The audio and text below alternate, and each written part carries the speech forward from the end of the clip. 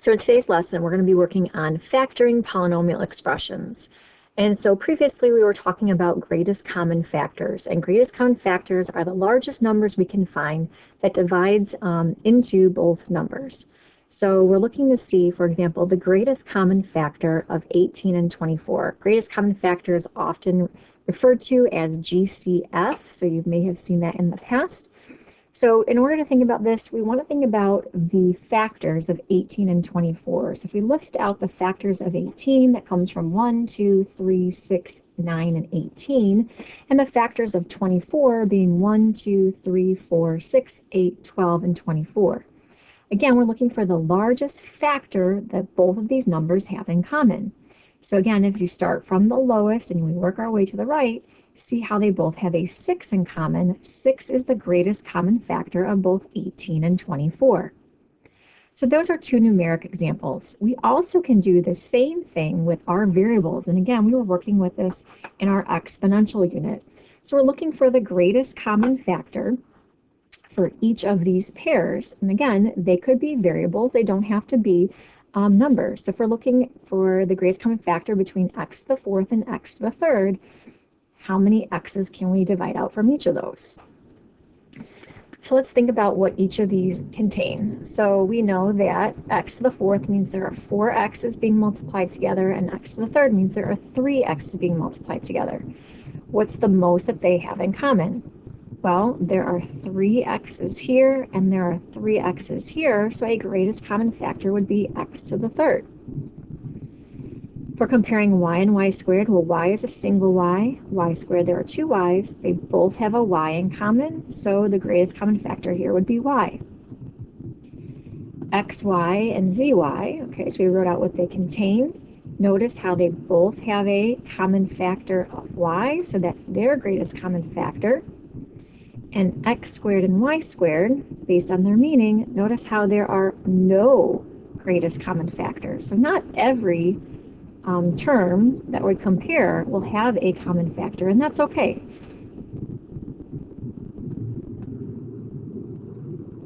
Now we're also looking at our polynomial expressions, right? How we were adding them together. So here we have this polynomial expression, 4m to the third plus 24m. So again, what does 4m to the third mean? You have 4 and then 3 m's being multiplied together.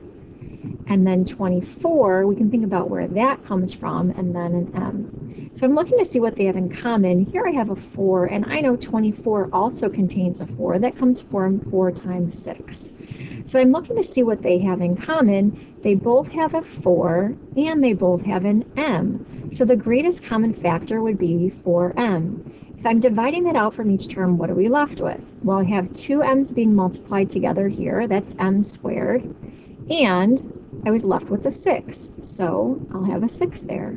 So my factored form would be 4m times m squared plus 6.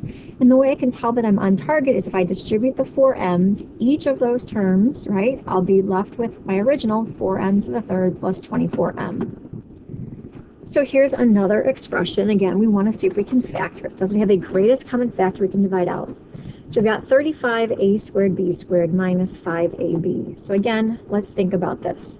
A squared means we have 2 a's being multiplied together here. B squared means we have 2 b's. And we're subtracting 5 times a times b. And 35, again, if we're thinking about things in common, I see a 5 here, and I know 35 also has a 5, and that comes from 5 times 7. So they have a 5 in common, and they also have an a in common. So my greatest common factor is 5a. What would I be left with? Well, in my first term, I would have a 7, a single a. Oh, and don't forget, they also have a b in common, so I have to divide that out as well. So if I divide out 1b, then I'll have a single b left in that first term. Minus, and then if I divide it out, 5a and b from the second one, it would just be a 1 left. So my greatest common factor is 5ab, and I'd be left with times 7ab minus 1. Here's our next polynomial expression. Again, we're looking to see if a greatest common factor exists. So we've got our negative 3 and p to the fourth, which means there are 4 p's here. And then we've got 15p squared. Well, since I have a 3 in my first one, I know 3 times 5 is 15, so I'm going to put that there. And I have 2 p's being multiplied together. And then I have 6p, and 6 also has a 3. So again, looking for greatest common factors. Well, I have a 3. I also have a p in each term. So if I divide out 3p, what would I have left? Well, I would have a negative p to the third, and I would have a positive 5p, and then I would have a positive 2.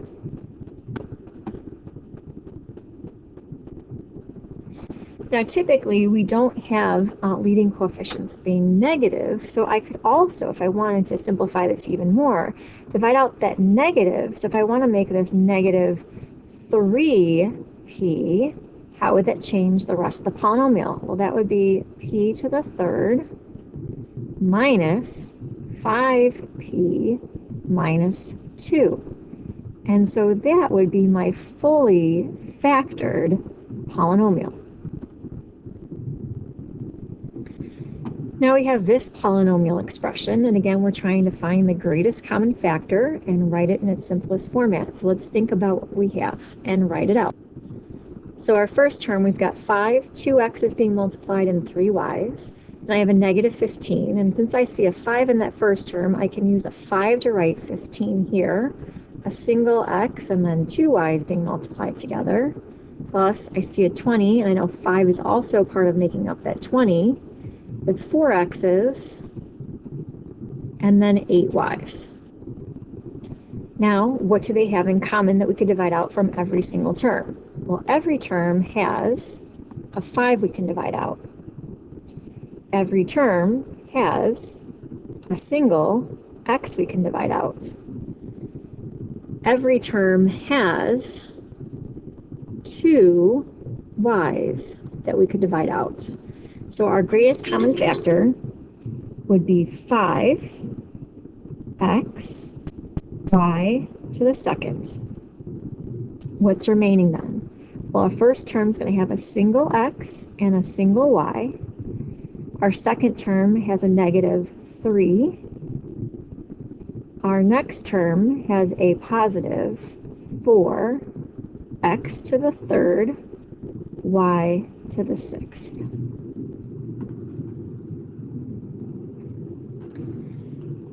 And so today we're working on greatest common factors. If it helps you to write out each term in its own factors to see what they have in common, like we did here, and underline that, you're more than welcome to do so.